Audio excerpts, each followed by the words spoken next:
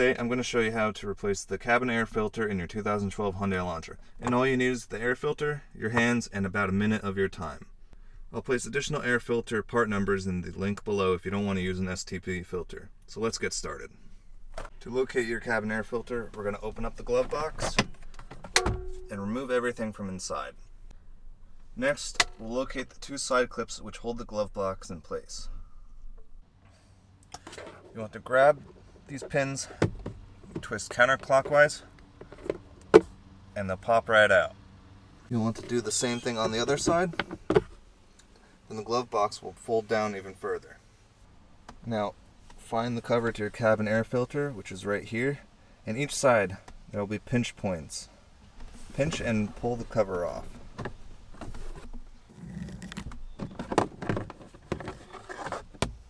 Now your cabin air filter is exposed. Grab it and pull it straight out. Look at that. Look how dirty that is. Remove the old filter and grab your new one. Take your new filter and check to make sure that the arrow for the airflow on the filter is in the correct position. After you check, take your filter and slide it back into place. Take the cover, make sure it's facing in the correct direction.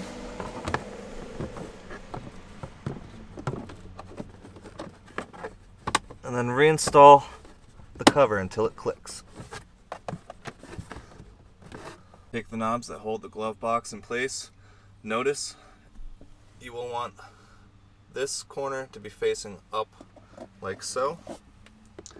Align it with the hole, push the glove box up, and rotate clockwise until you hear the click.